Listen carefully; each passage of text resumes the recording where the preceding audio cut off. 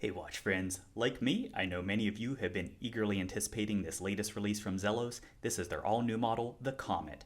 First, for administrative matters, I do want to mention up front, this watch was sent into the channel for review, and I don't believe I need to send it back after the review is complete. Let's go ahead and dive right into what this watch is overall, where it fits into the lineup. Many of you might have seen in the past, I've actually featured I believe 3 times on the channel, the Zelos Nova.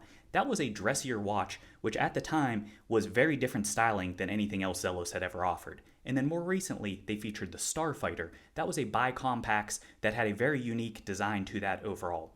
Where this one fits in is it's actually kind of a hybrid of the two. It takes some design cues and styling from the Starfighter while putting it into a packaging that's more reminiscent of the Nova. But we'll look at both of those as we go throughout, and I'll actually have a follow-up video coming up as well.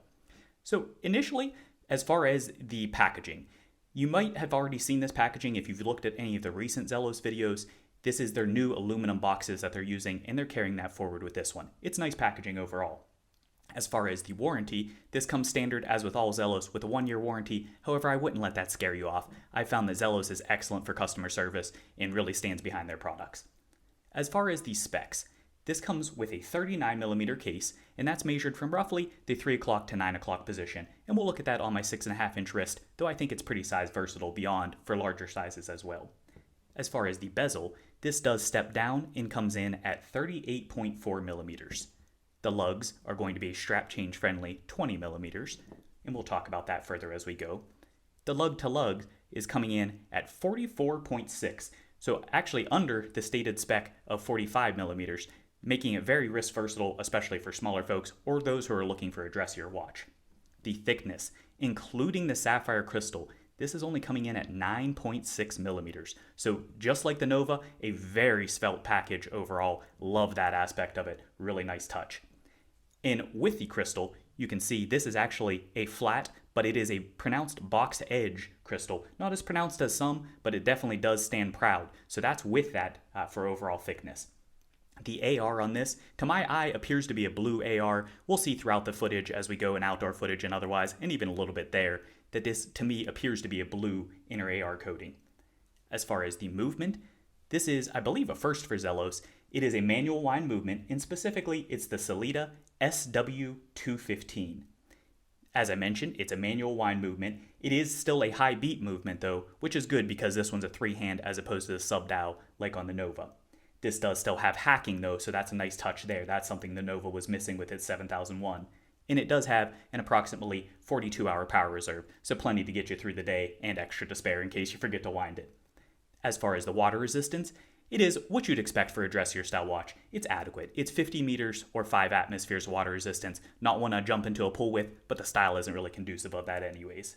As far as the weight, this thing is a true featherweight, coming in on this factory strap at only 63 grams, so really quite light.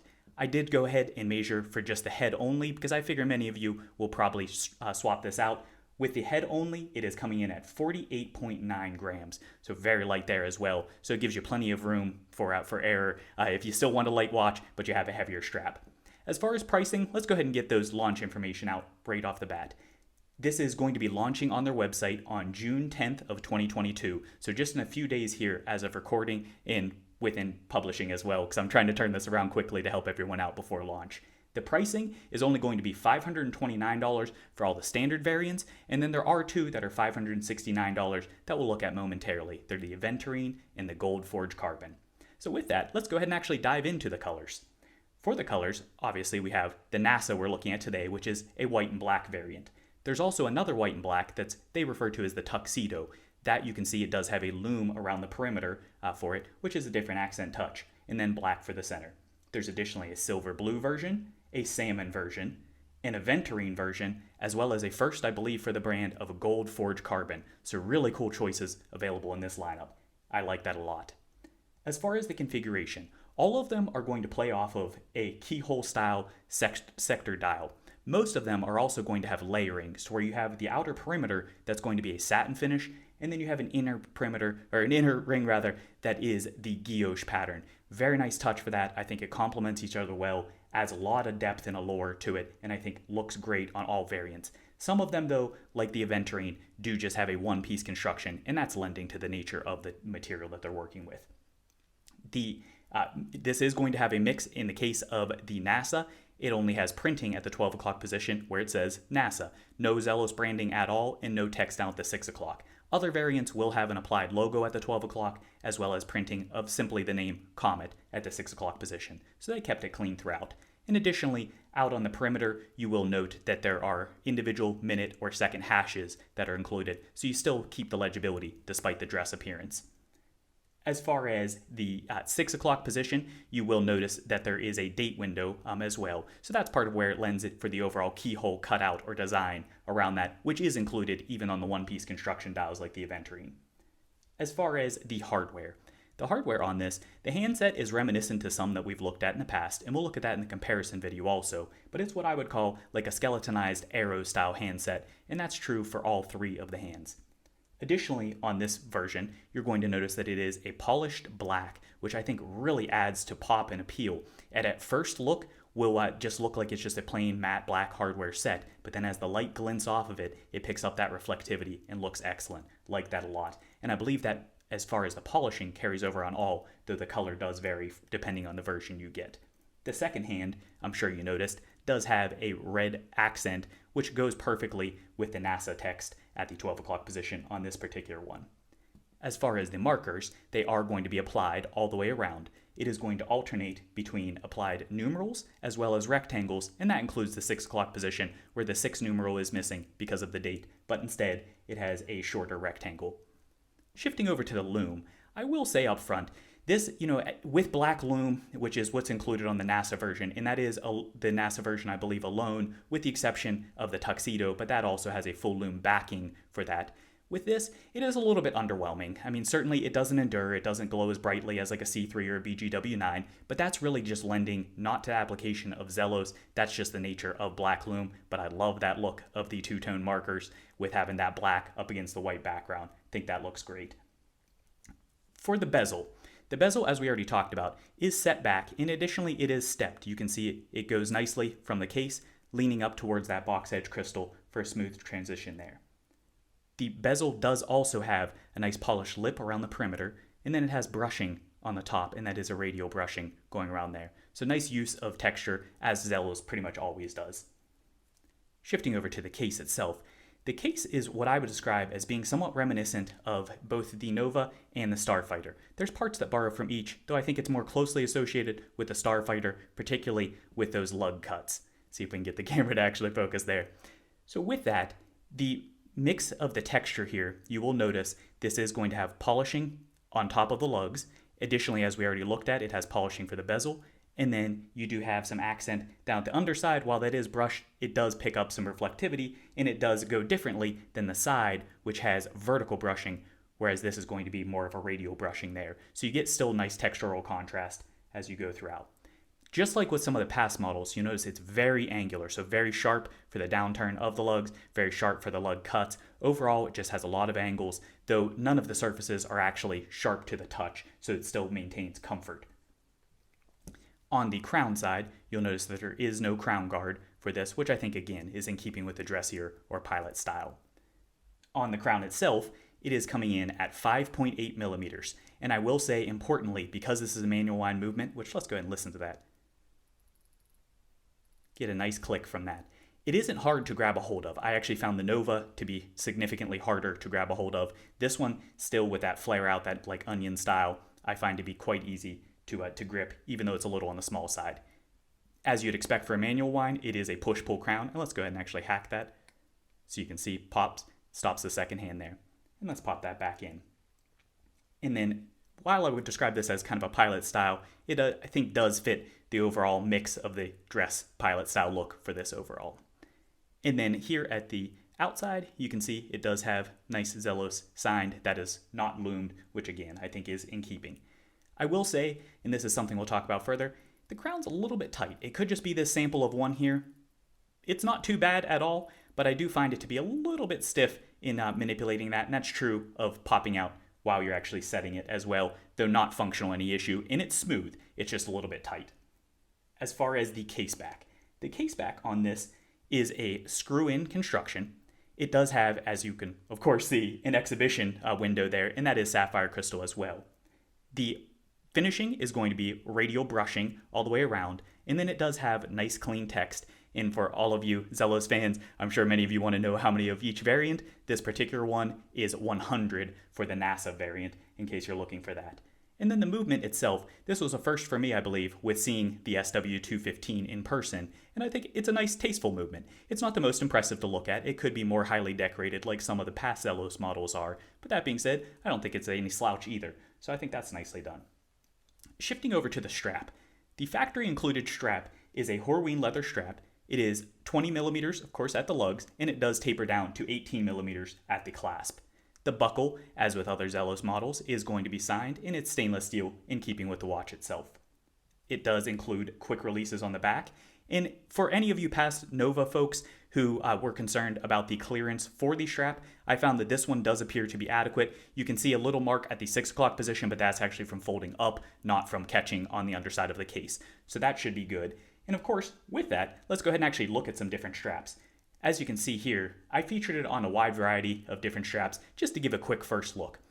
I did a little bit of a play with the white and black combo, which that I personally think doesn't look the greatest because it's a pure white, whereas this dial, as it turns out, is somewhat of an off-white coloration. So I think that adds to that overall contrast and not in the best way. So I prefer just like the black style, but if you're looking for a little more color pop, I've got a pineapple strap. This is from Yi Leather. The black and the white strap are from Notice. That's part of their hybrid Tough series, or Tech Tough rather. And then additionally, we have the from RZE, and I'll have that all these linked down in the description. The RZE, their elastic strap for a little bit of blue accent, which I think complements and keeps that NASA vibe for this particular one. Looks really cool.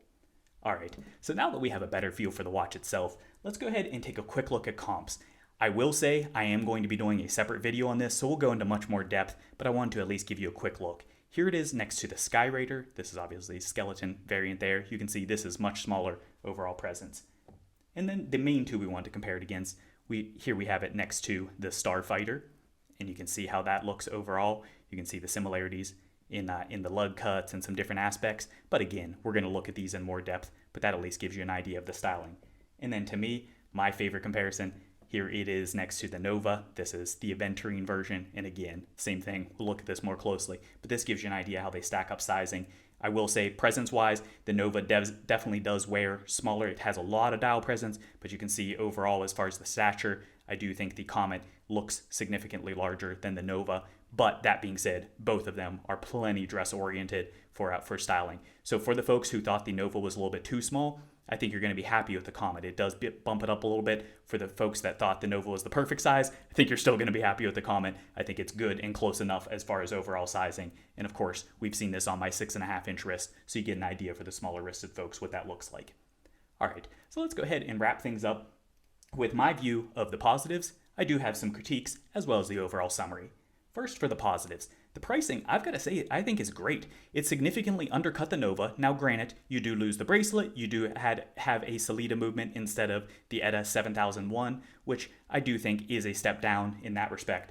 But I do think with a 529 to 569, especially a 569 for an Aventurine watch, I don't think they've ever done any that cheaply. So that's fantastic there. Other watches have, yes, but from a Zelos and getting their quality, I don't think I've seen any that were that cheap. I believe they were all 700 plus in the past. So that's really awesome there.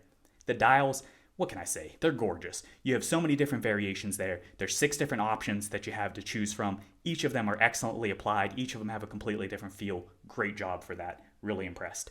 Love the extreme thinness of this. That's one of my favorite attributes of the Nova, and one of the reasons I have 3 separate ones in my personal collection.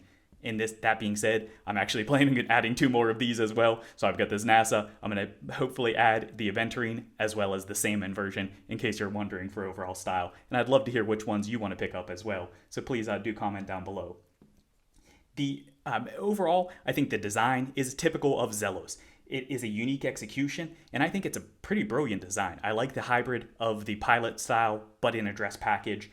In the execution, as is typical of Zelos, for the price, I think you get superb execution. The finishing, the fit and finishing overall is great. I can't say that it's completely flawless, but that being said, for $500, it's pretty darn close. As far as some of the critiques though, One, as we already mentioned, with this NASA-specific version, do expect to be underwhelmed with the black loom. That's just the nature of it. So if you're looking for a loom monster, probably want to look at like the Tuxedo or something like that. It keeps the black hardware, but then adds that background where you'll still get the loom accent and pop that you come to expect from Zelos, or one of the other variants if white isn't your style. As far as the lack of a bracelet, this one, unlike the Nova, unfortunately does not come with a bracelet option. The Nova, while I don't think the end lake execution was the best that it could have been, the bracelet was so comfortable. And I really, especially for a dressier style watch, for folks like myself that don't use leather, it just gives a nice option. There are leather alternatives out there that keep a dressy look. And in fact, actually, let's bring back, this is the Kolareb Strapple, which is probably what I'll throw on here. I think that's a nice touch for that. Keeps the leather look, but it gives you another option. But I always like having a bracelet, so that would have been a good touch. But can't really fault it too much, and it kept the price down. Again, with another price factor is I do wish, even if it added another $50 to this, I personally am partial to having the coating on it, especially when you have big polished accents like that. I wish they would have applied the hardened coating for this, and I don't believe that it does come with that. And I'm sure, again, to keep the price point low, but it's something I would have paid a little extra for. And then we already talked about the crown tightness. I don't think that's any fault. And it could just be either the nature of the movement, or it could just be this specific sample, since I've only tried one here at this point, though I'll confirm when I get my others, and I'll do a follow-up video as well. But that being said, do be aware, crown's tight, not a big deal, just something to mention there. So where does that leave us for summary?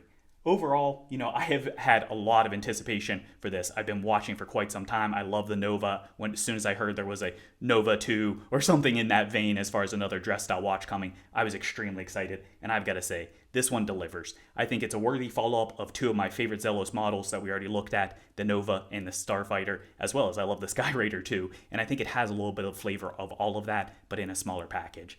So I hope this video has been helpful for you. Do, like I said, stay tuned for the comparison video that's coming up soon. And if you did like it, please do smash that like button. Most importantly, if you haven't done so already, what the heck are you waiting for? Help me out, hit that subscribe button. Thanks for watching.